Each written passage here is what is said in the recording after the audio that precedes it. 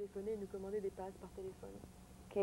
Nous avons maintenant avec nous Dominique Prandy. Dominique est une amie à moi. Elle travaille depuis 3 ans, je crois, à la SNCF qui s'appelle à San Francisco. Il s'appelle maintenant Frenchwell Incorporated. Qui s'appelle maintenant Frenchwell Incorporated.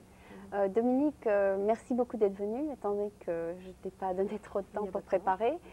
Dominique n'est pas très préparée, mais étant donné qu'elle a travaillé depuis 3 ans, pour la SNCF, elle va pouvoir nous dire ce que la SNCF, qui est la compagnie de train de France, c'est-à-dire French National Railroad, a à offrir aux voyageurs qui vont en France et en Europe. Je crois qu'on va peut-être commencer par parler de la SNCF. Qu'est-ce qu'est la SNCF? Est-ce que vous avez une connexion avec la compagnie de France? D'accord, la SNCF en France est une compagnie d'État, donc gérée par le gouvernement, et qui donc gère tous les trains, tous les voyages par train en France. Ils ont donc ouvert, juste après la Seconde Guerre mondiale, ils ont ouvert un bureau à New York, qui a bien marché. Donc ils ont ensuite ouvert plusieurs bureaux aux États-Unis. Il y en a un à Miami, à Los Angeles, on en a un à Chicago et un à San Francisco, donc ici. Et donc, est-ce que le besoin d'ouvrir des SNCF aux États-Unis, qui s'appelle maintenant Rail. Ok, depuis le 1er janvier, nous sommes donc Frenchwell. Donc ce besoin, c'est parce que beaucoup de voyageurs ont besoin d'utiliser le train lorsqu'ils arrivent en France, c'est ça? Ok, nous travaillons essentiellement avec des agents de voyage aux États-Unis et qui, eux, vendent des billets de train aux touristes américains allant en Europe. Nous travaillons principalement avec les touristes américains. Qui veulent aller, donc, ils arrivent à Paris par avion, et de Paris, ils veulent aller dans une petite ville. Alors, ils ont besoin d'un billet de train, c'est ça? C'est ça, ils donc voyageront par train, surtout pour voir du pays, essentiellement. C'est ça l'avantage du train pour un Américain, qui préfère en général voyager par avion. Et ils préfèrent avoir leur billet et leur réservation payés d'avance et achetés ici, de façon à ce qu'il n'ait pas à faire la queue en France ou qu'il n'ait pas de problème. Les Américains aiment bien avoir leur voyage préparé d'avance. Est-ce que c'est possible de faire une réservation de San Francisco en France pour un billet de train? De San Francisco en France, oui, c'est ce que nous faisons ici. Moyennant 2 semaines d'avance, nous pouvons faire des réservations à partir des États-Unis, enfin à partir de San Francisco. Alors l'agence vous appelle et toi, par exemple, tu appelles la France et pour voir si c'est disponible, c'est ça? C'est ça, une agence nous téléphone. Bon, soit ils nous achètent des passes, des France Pass ou des Eurail Pass que nous émettons ici. Alors France Pass, c'est quoi? Ok, on a donc des espèces de forfaits, on pourrait dire en français des forfaits pour le train, soit en Europe, soit juste en France. Donc c'est un pass qui te permet d'utiliser tous les trains de France avec un seul... c'est ça, avec un billet pour une période déterminée. Pour une période déterminée et qui est un prix fixe, n'est-ce pas? Et on a un prix fixe, on offre ça en première, en seconde classe, un prix fixe, et ça offre donc des voyages illimités. On peut prendre n'importe quel train en France ou en Europe pour des voyages illimités. Dans une certaine période. Par exemple, la France Pass pour 89? Ok, le France Pass commence à 99 $, donc ça c'est le plus court, c'est 4 jours à utiliser en 15 jours. La seconde classe c'est 99 $. C'est 99 $ pour un adulte, un peu moins pour un enfant de moins de 12 ans. Pendant 4 jours, on peut utiliser ce pass? C'est ça, 4 jours à utiliser en 15 jours. D'accord, ou en 15 jours?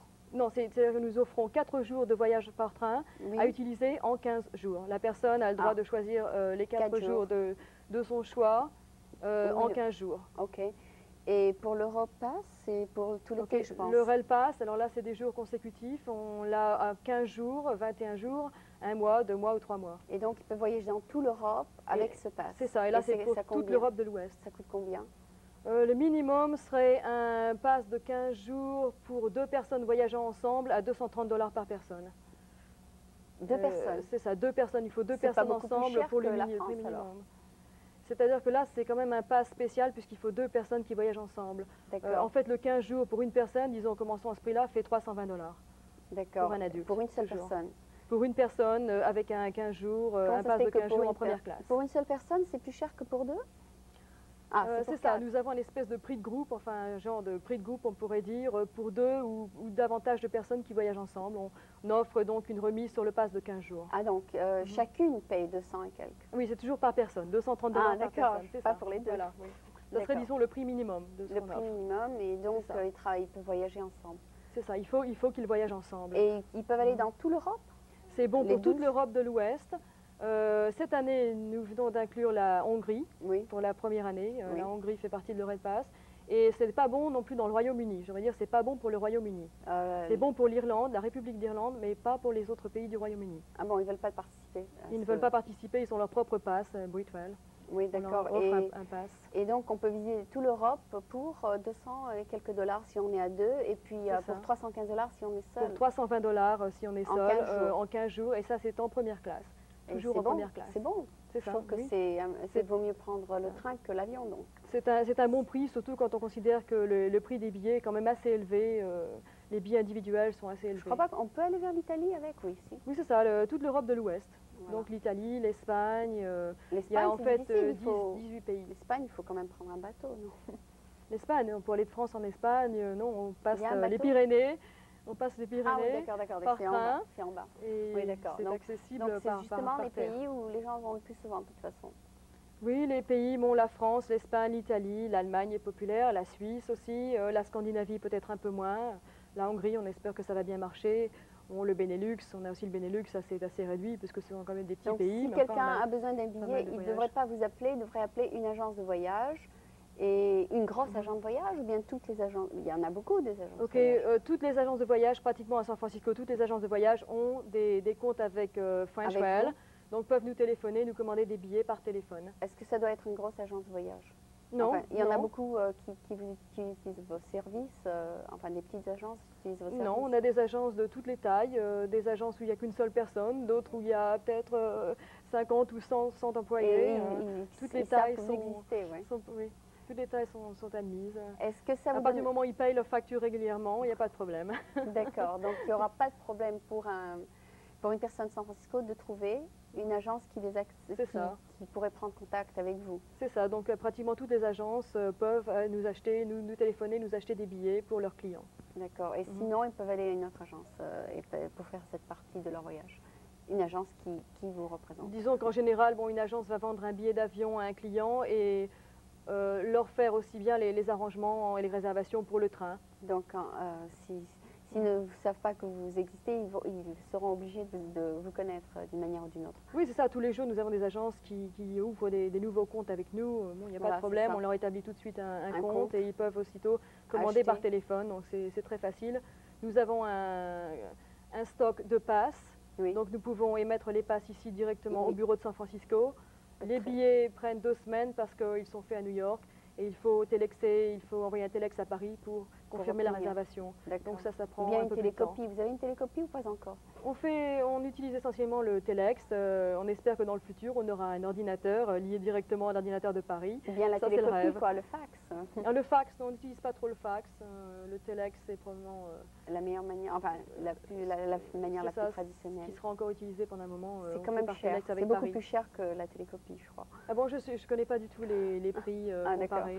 D'accord. Et donc, toi, ton rôle dans tout ça, c'est d'appeler Paris et de faire des réservations, c'est ça?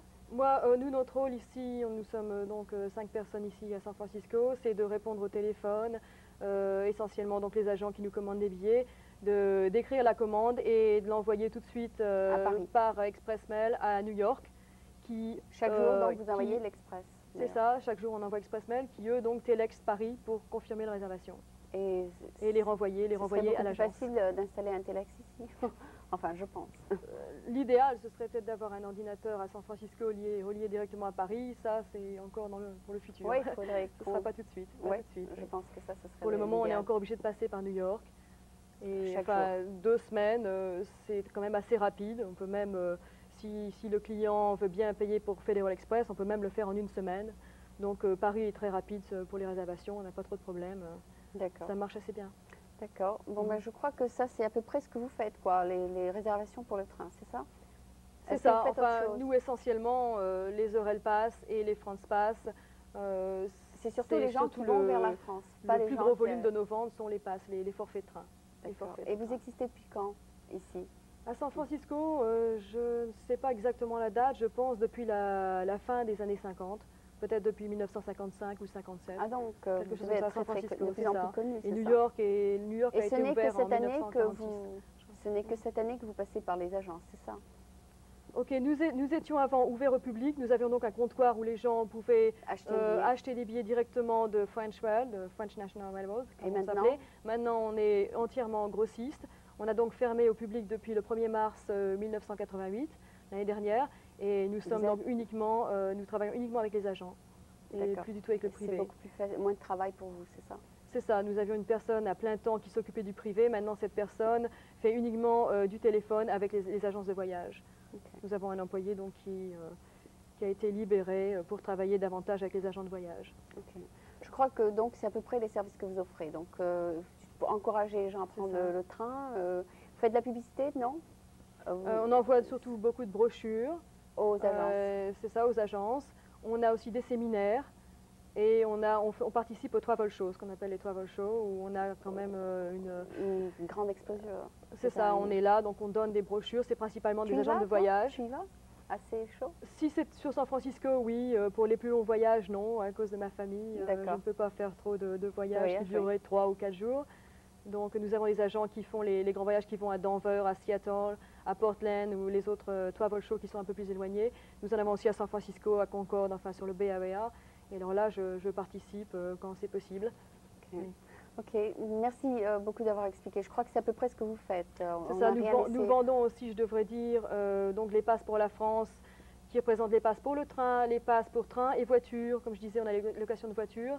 Et puis on a aussi cette année un nouveau pass pour le train, la voiture et aussi l'avion avec un Air Inter.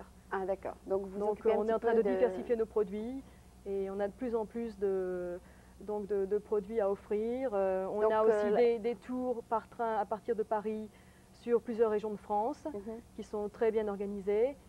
Et enfin, on va offrir cette année aussi des passes d'hôtel, des espèces de forfaits d'hôtel.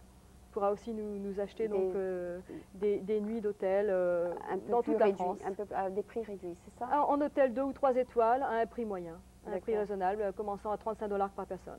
D'accord. Donc votre seul problème jusqu'à présent, c'est d'être peut-être directement avec Paris, connecté pour ne pas passer par New York, parce que ça vous coûte beaucoup de passer par New York. C'est à peu près un de vos plus gros problèmes. Oui, disons que c'est pour le futur. Pour le moment, je dis que ça ne présente pas trop de problèmes, puisque quand même en 2 semaines, on arrive à avoir des réservations.